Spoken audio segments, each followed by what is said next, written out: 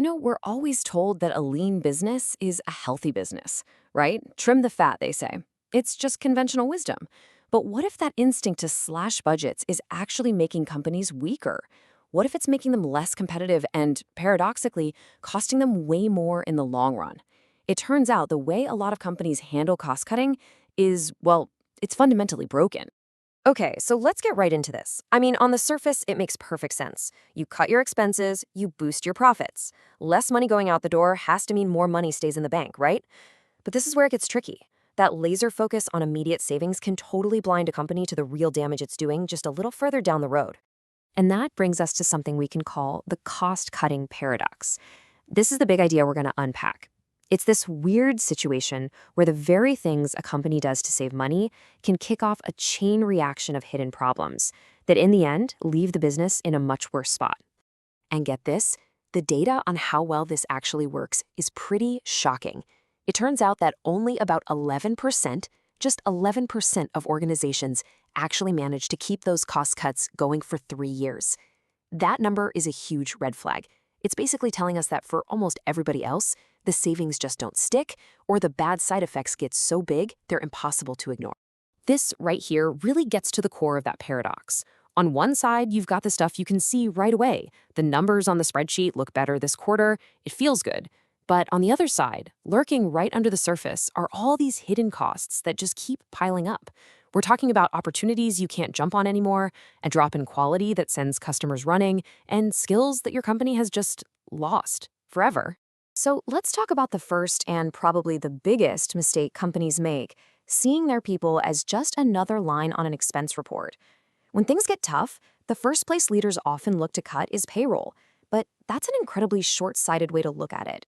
See, when you slash your headcount, it creates all these ripple effects. You're not just losing employees, you're losing years and years of knowledge, that deep-seated expertise about how things really get done, the stuff that's not written down anywhere. And what about the people who are left? Well, their morale just tanks. They're scared they're next, they're overworked, and productivity almost always takes a nosedive. And of course, your company's reputation takes a serious hit, too. So here's the kicker. The financial logic they're using is often completely backwards. According to Gallup Consulting, the cost to replace an employee, that's recruiting, hiring, training, all of it, can be up to twice their salary. So when you look at it that way, laying people off isn't really a saving at all. It's a huge expense you've just pushed off to a later date. So what happens is the company gets stuck in this really nasty cycle. It cuts people to save a buck, but that leads to burnout, and then even more people quit on their own. Now, the company is scrambling to hire new people, spending a fortune on recruitment, and dealing with all the chaos of being short-staffed. Any money they felt they saved is just gone. All right, on to the second major mistake, and this one is just as bad. It's when companies cut the very things that are supposed to build their future. When money's tight, it's so tempting to slash budgets for things that don't seem to pay off immediately, like R&D, marketing, or tech upgrades. And this kicks off a total death spiral. A company cuts its innovation budget to save cash. A year goes by, and suddenly their products feel old and stale, while competitors who kept investing are pulling way ahead. Then sales drop, market share shrinks, and the financial pressure gets even worse, which leads to, you guessed it, more cuts. The company is literally weakening its own future. Let's just break this down a little more. You slash quality by using cheaper parts. Sure, you might save a few pennies on each item, but you end up paying dollars in warranty claims, returns, and, worst of all, lost customer trust. You pause R&D projects.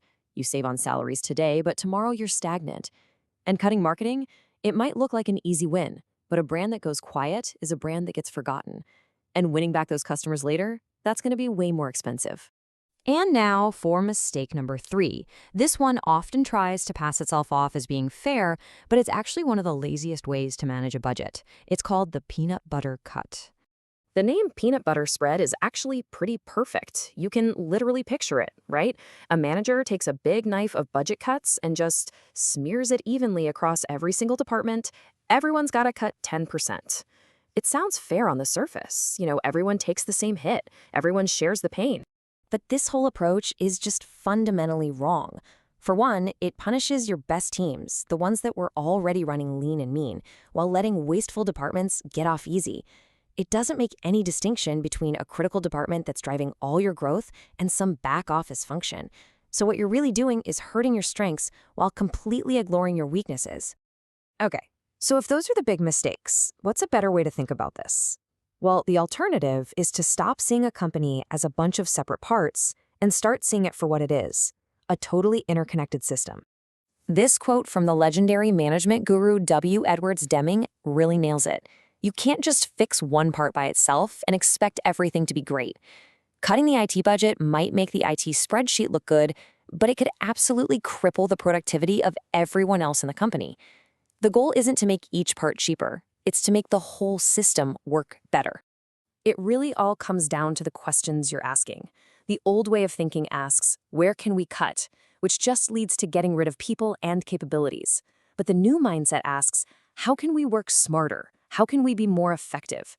And that leads to eliminating actual waste. Things like mistakes that need fixing, unnecessary delays, or complicated processes that don't add any value for the customer. This smarter approach is all about becoming more effective. So instead of firing people from your customer service team, you figure out why customers are calling so much in the first place, and you fix that root problem. Instead of freezing all IT spending, you invest in tech that automates the boring stuff and frees people up to do more important work. Your costs go down as a natural side effect of the business just getting better. So the main takeaway is this. The goal should never be to just become a cheaper version of what you already are. The goal is to become a better, smarter, more effective organization. Real, lasting cost savings are a byproduct of excellence, not the cause of it. And that really leaves us with one last big question to chew on. If we all agree that the real point of a business is to create value for customers, not just to hit some arbitrary savings number, then it changes everything. It forces us to look at our companies and ask a really hard question.